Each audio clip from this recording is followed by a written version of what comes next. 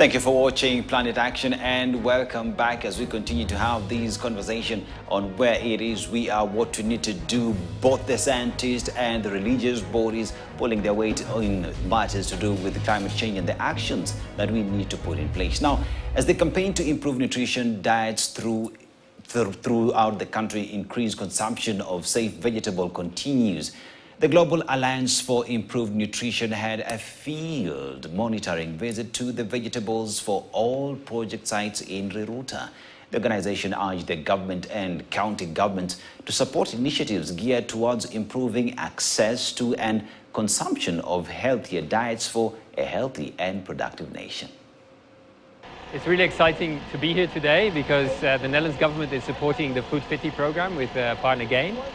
And you know, it's always nice to see a program on the ground rather than from behind a desk from a report or a document. So seeing the program in action is exciting for us. What excites me particularly is that actually what we're talking about is talking to consumers. You can see they're activated in a very attractive way. They're really enthusiastic people who come to see what can be done with vegetables, in terms of turning them into healthy meals, attractive meals, compared to other food they might produce. This would go towards improving healthier diets in the country. So definitely it makes a case to improve on the budgetary allocation towards nutrition and nutritional activities in the country. So that also it has an effect on workforce. How many Mondays that people do not report to work, taking care of a sick child, taking care of a sick elderly person because of malnutrition, or people who are obese. And yes, indeed, all we need is people are hungry. Food insecurity is there, but at the end of the day, people still need food. And that is why I come to you, Dr. Florence, as we have this discussion now.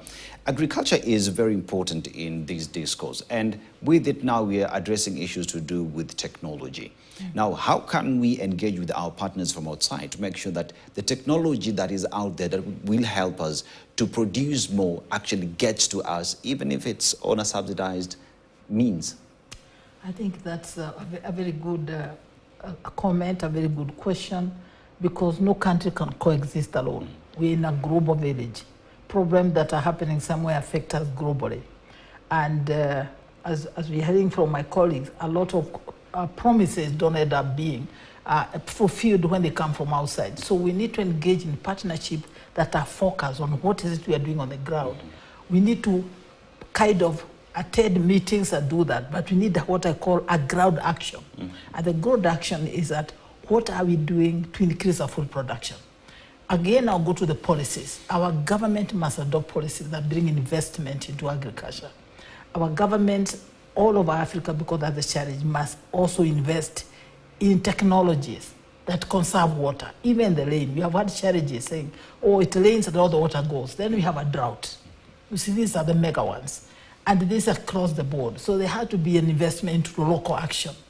Planting of trees. I was happy to see, even as we are talking climate and what we are saying, we are planting trees. There's something we are doing on the ground. When you look at the countries that have really developed, they have surplus food production. The surplus food production comes from something simple. And I can tell you it is not rocket science how we can improve our production, because we are doing it in Africa Harvest. You need improved seeds. We can't keep on recycling our old seeds. We need, and that's why people are going for Kenya seed, whatever. But they're not saying we throw away our old tradition. We need improved technologies. We need to increase productivity, because you find across Africa, those technologies exist. Across Africa, where you can produce 6 bags of maize, we are producing 2. Some are going to the pest, some are going to diseases, some are going to what?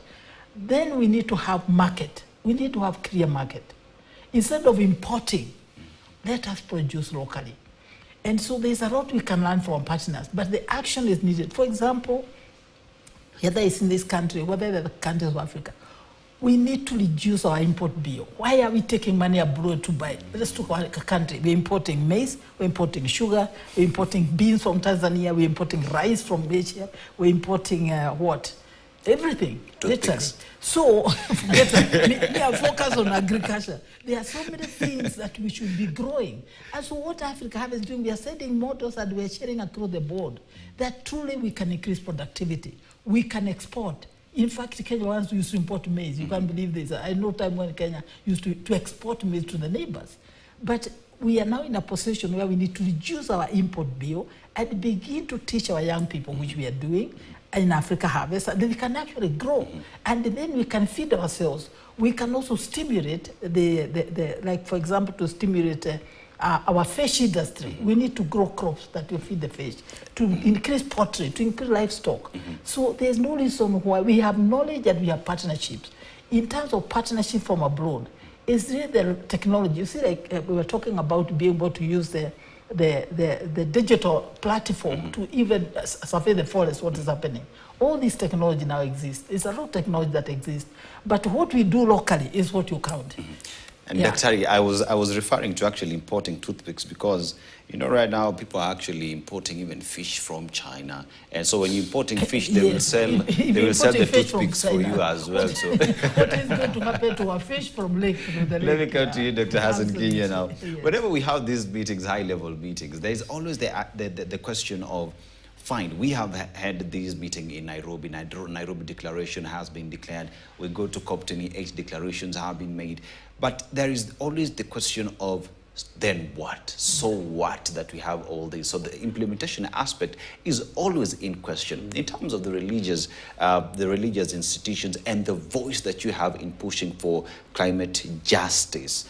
Now, how do you engage with the government and telling them, fine, you've gone to Dubai, you've gone to wherever, now come and put in the work to the ground so that Wananchi feels your impact and impacts of these meetings? Yes, thank you so much, Brother Dennis, and thank you so much to the viewers. Actually, you see, the work of religious leaders is to speak the truth.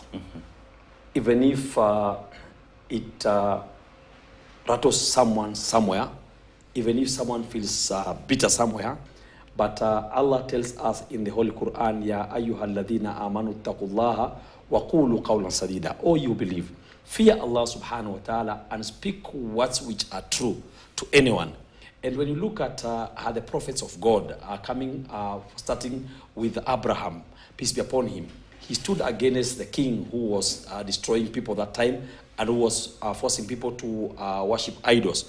You look at Moses, he stood against Pharaoh, who was oppressing his people. So many times people see us religious leaders speaking to the authorities. Sometimes they think that we are enemies, but we are doing our work. So our work is to tell the governments, you are the one actually who is representing us in those high-level meetings.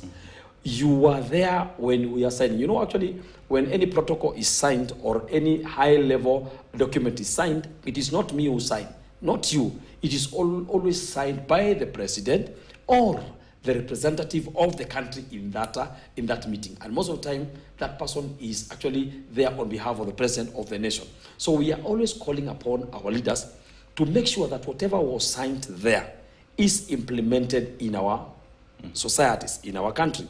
And they allow us, actually they don't have to allow us, we have to keep on watching and asking ourselves, was what was agreed in COP27 implemented or not?